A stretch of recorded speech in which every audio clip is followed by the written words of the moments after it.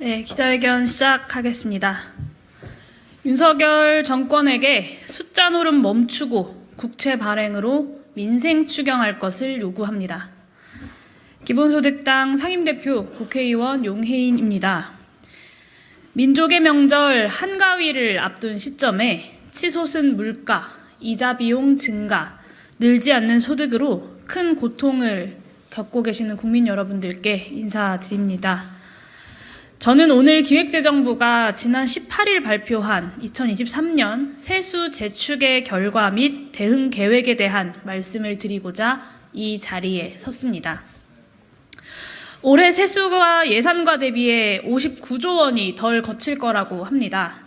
올해 국세 수입 예산 약 400조 원에 약 15% 정도가 덜 들어오는데도 정부는 국채 발행 없이 재정을 관리하겠다고 합니다. 외국 환평형 기금 등의 기금의 여유 재원, 세계잉여금, 통상적 불용 예산 등을 활용하면 된다고 말합니다.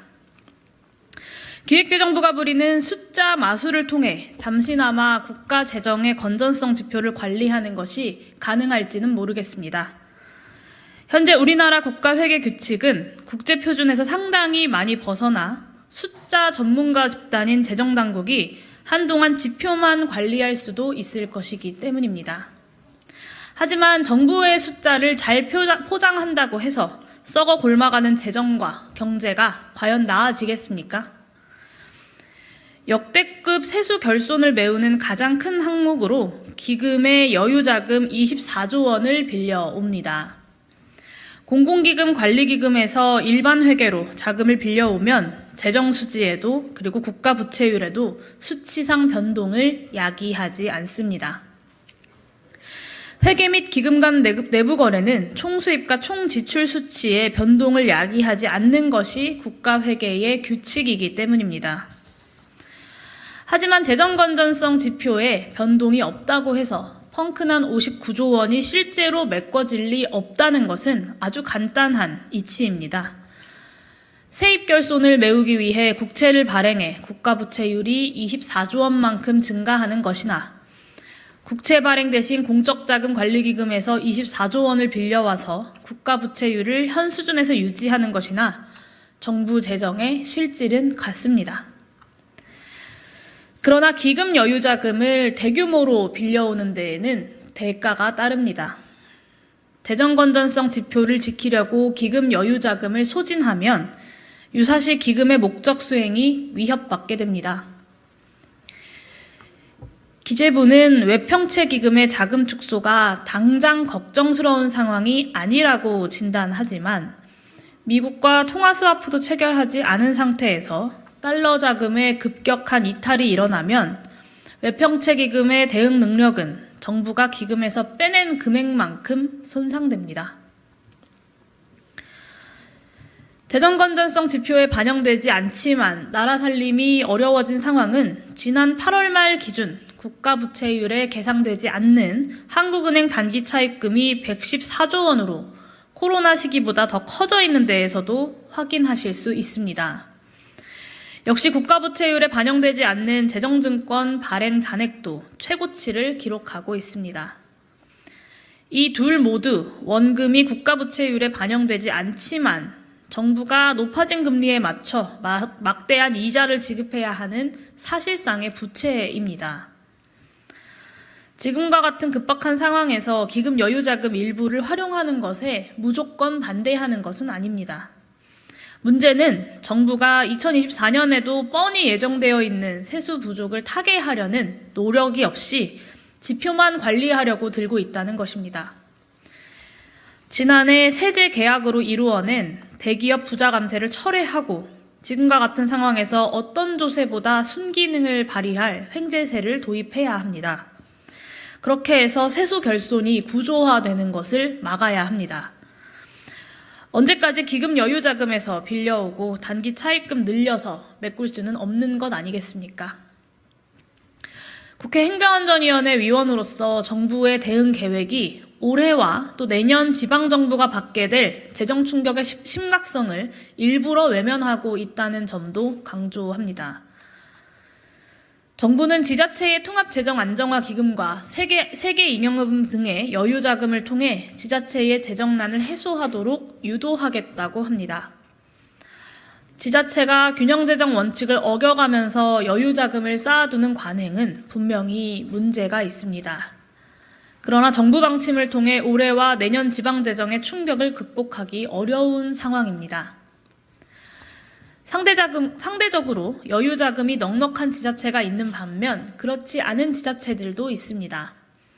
상대적으로 그동안 균형재정 원칙을 지키느라 여유자금을 축적하지 않은 지자체는 이번과 같은 대규모 세입 결손 상황에서 여유자금으로 해결하라는 정부 방침에 따라서 큰 불이익을 받게 됩니다. 상대적으로 재정에 여유가 있는 지자체, 특히나 균형재정 원칙을 어겨가면서 여유자금을 쌓아둔 지자체에게는 이익을 주고 상대적으로 여유가 없는 지자체, 또한 균형재정 원칙을 지켜온 지자체에게는 불이익을 주겠다는 것이 과연 그토록 균형재정을 강조했던 윤석열 정부가 취해야 하는 혹은 취할 수 있는 정책 기조입니까? 더구나 지자체가 받게 될 재정 충격은 예산 대비 약 10조 원에서 15조 원 정도 줄어들 지방교부세에 그치는 것이 아닙니다. 법인세, 소득세, 부가가치세라는 국세의 큰 폭의 감소에 따라서 이들 국세의 일정 비율로 정해진 지방소득세, 지방소비세도 그만큼 줄어들게 됩니다. 또한 국세인 양도소득세와 종합부동산세의 큰 감소는 지방세인 취득세, 재산세의 대규모 감소를 의미합니다. 요컨대 세수비 중에서 가장 큰 4개의 지방세가 큰 폭 감소할 것이라는 전망입니다. 국세 수입 감소율 15%를 올해 전국 지방세 세입 예산 117조 원에 적용하면 그것만으로도 17조 원 규모입니다. 내년 예산안 수립 과정에 있는 지자체들 사이에서 전체 예산을 20% 정도 줄여야 할 것이라는 아우성이 터져나오고 있습니다. 정부와 국회는 지방재정의 충격이 일시에 가해지는 것을 완충하기 위해서라도 올해 지방교부세를 올해 예산대로 교부해야 합니다. 지방소멸대응기금을 만들 정도로 빈사 상태에 있는 지방재정 운용의 예측 가능성을 보장해줘야 합니다. 그렇게 해서 지역 주민들에게 돌아갈 복지와 공공서비스의 축소를 최소화해야 합니다. 용산 대통령실과 기획재정부가 지표만 관리하겠다는 지금의 고집을 버린다면 충분히 가능한 사안입니다. 기획재정부는 대규모 세수 오차 발생에 대해서 여전히 구구절절한 변명만 늘어놓고 있습니다. 기재부가 제시한 주요국 평균 세수 오차율 추이 현황표에는 한국의 세수 오차율이 중간 수준으로 제시되어 있습니다. 그런데 제가 지난해 국회 예산정책처로부터 받은 동일 국가들의 오차율에 따르면 2021년과 2022년 세입 예산 오차율에서 한국이 가장 높았습니다. 기재부가 비교 대상이 되는 기간을 인위적으로 4년 단위로 설정해서 최근 들어 더욱 커진 세수 오차율 데이터를 희석한 것이라고 의심할 수밖에 없습니다. 뭐라고 변명을 하든 윤석열 정부가 집권하고 2년 내내 세수 오차 발생이 심각한 상황이라는 것을 가릴 수는 없습니다. 반복되고 또 추세적으로 커지는 세수 오차율로 인해서 재정 운용에 여러 가지 부작용이 생기고 있음에도 추계모형의 공개를 통한 개방적 개성 논의를 완강하게 거부하고 있는 기획재정부의 태도 또한 심각한 문제입니다.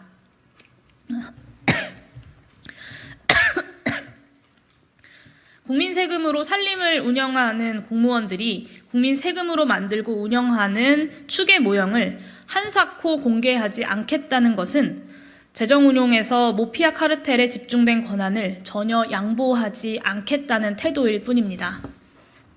정리하겠습니다. 59조 원 세수 결손에 따른 재정 부실화는 숫자 노름에 불과한 지표 관리로 숨길 수는 없습니다. 지표상 건전성 뒤편에서 나라 살림의 내실이 무너지고 재정의 역할이 또 실종되고 있습니다. 숫자 노름에 불과한 지표 관리가 아니라 민생과 실제 경제를 중심에 놓는 재정 운용을 윤석열 정부에게 촉구합니다.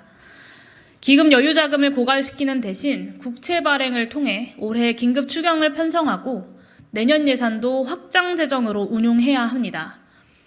올해 지방교부세 감소액을 정부가 국채 발행을 통해 부담하는 결단이 필요합니다. 세수축의 모형 공개로 세수축의 오차율을 줄이려는 개방적 논의에도 나서야 합니다.